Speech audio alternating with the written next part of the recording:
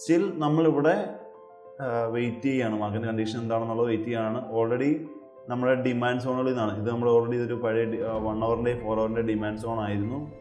ഈ ഒരു ഡിമാൻഡ് സോണിൽ നിന്നാണ് മാർക്കറ്റ് മൂവ് ചെയ്തത്. ഇവിടെ സ്ട്രക്ചർ ഓൾറെഡി ചേഞ്ച് ചെയ്തു. അപ്പോൾ നമ്മുടെ ഇവിടെ നിന്നുള്ള ഡിമാൻഡുകൾ ഈ ഒരു റേഞ്ചിലേക്ക് മാറിയിരിക്കുകയാണ്.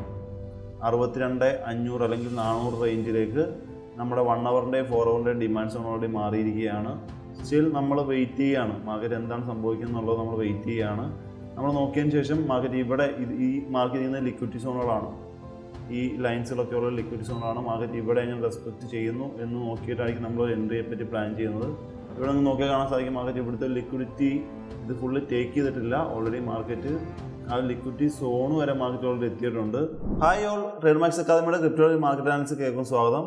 നമുക്ക് എന്തായാലും മാർക്കറ്റിൻ്റെ ഇന്നത്തെ അവസ്ഥ നോക്കാം. മാർക്കറ്റ് കണ്ടീഷൻ എന്താണെന്നൊക്കെ ഉള്ളത് നോക്കാം. ഓൾറെഡി നമ്മൾ നേരത്തെ പറഞ്ഞ പോലെ തന്നെ നമ്മുടെ വ്യൂ ബെയറിഷ് ആണ്. മാർക്കറ്റ് ഇപ്പം നിൽക്കുന്നത് എക്സാക്റ്റ് ഒരു ഡേ ടൈം ഫ്രെയിമിൻ്റെ സപ്ലൈ സോണിലാണ്. ആ മാർക്കറ്റ് ഈ ഒരു സോണിൽ നമുക്ക് എങ്ങനെ റിയാക്ട് ചെയ്യുന്ന അറിഞ്ഞുകൂടാ. ഒന്നുകിൽ മാർക്കറ്റ് അഗ്രസീവായിട്ട് തന്നെ ബ്രേക്ക് ചെയ്യാം, അതല്ലെങ്കിൽ ലിക്വിഡിറ്റി സ്വീപ്പ് ചെയ്തതിന് ശേഷം മാർക്കറ്റ് താഴത്തേക്ക് പോകാം. എന്നാലും എന്തായാലും ഈ ഒരു സോണിൽ നമുക്ക് ട്രേഡ്സുകളൊന്നും തന്നെ അവൈലബിൾ അല്ല. അപ്പോൾ നമുക്ക് ഓൾറെഡി ജസ്റ്റ് വാച്ച് ചെയ്യാം. ഇന്നത്തെ ദിവസം നമ്മൾ ട്രേഡ്സ് ഓൾറെഡി എടുത്തിട്ടില്ല. ഇതൊരു അഗ്രസീവ് ഒരു സെല്ലിംഗ് സോൺ ആയിട്ട് റിയാക്ട് ചെയ്യേണ്ട ഒരു ഏരിയ ആണ്. അതല്ല മാർക്കറ്റിൻ്റെ ഒരു കണ്ടീഷൻ അല്ലെങ്കിൽ മാർക്കറ്റ് ഒരു ബുള്ളിഷിലേക്കൊക്കെ പോകുന്നൊരു ഏരിയ ആണെങ്കിൽ മാർക്കറ്റ് ഇതിനെ ബ്രേക്ക് ചെയ്യാം. ഇതിനെ ബ്രേക്ക് ചെയ്താൽ നമ്മൾ എക്സ്പെക്ട് ചെയ്യുന്നത് മാർക്കറ്റ് 73,300 റേഞ്ച് വരെ, മാർക്കറ്റ് 73,300 റേഞ്ച് വരെ മൂവ് ചെയ്യാം എന്നാണ് എക്സ്പെക്ട് ചെയ്യുന്നത്.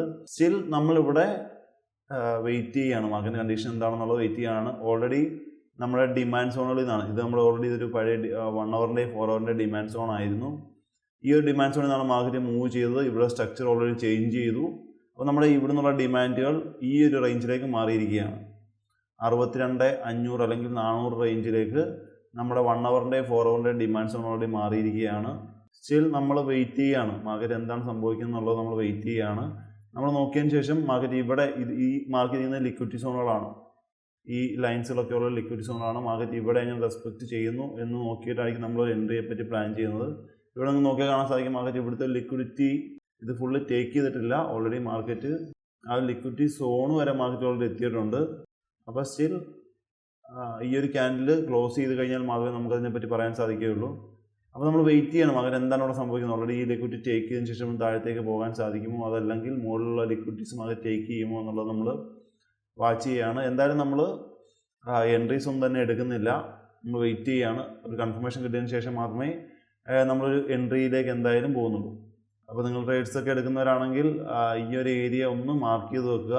ഈ ഏരിയയിൽ മാക്സിമം ട്രേഡ്സുകൾ അവോയ്ഡ് ചെയ്യുക. ഒന്നെങ്കിൽ മാർക്കറ്റ് ഇത് ബ്രേക്ക് ചെയ്തതിന് ശേഷമോ, അതല്ലെങ്കിൽ ഇവിടെ എങ്ങനെ റെസ്പെക്റ്റ് ചെയ്യുന്നതെന്ന് നോക്കിയതിന് ശേഷം മാത്രമോ നമ്മളൊരു എൻട്രിയെ പറ്റി പ്ലാൻ ചെയ്യാം. ബൈ എൻട്രി എടുക്കുന്നവരാണെങ്കിൽ ഈ ഒരു സോൺ ബ്രേക്ക് ചെയ്യുന്നതിന് ശേഷം ഏകദേശം ഇനിയൊരു 1000 പോയിൻറ്റോടെ മാർക്കറ്റ് ബ്രേക്ക് ചെയ്തതിന് ശേഷം ഒരു ക്യാൻഡിൽ ക്ലോസ് ഈ ഒരു സോണിന് മുകളിൽ കിട്ടിയാൽ അടുത്ത റീടെസ്റ്റിംഗ് നമുക്കൊരു ബൈ എൻട്രി നോക്കാം. ബൈ എൻട്രി ഏകദേശം ഈ ഒരു സോൺ വരെ മാത്രമായിരിക്കും നമ്മൾ ടാർഗറ്റ് ചെയ്യുന്നത്, മാക്സിമം ഈ ഒരു സോൺ വരെ.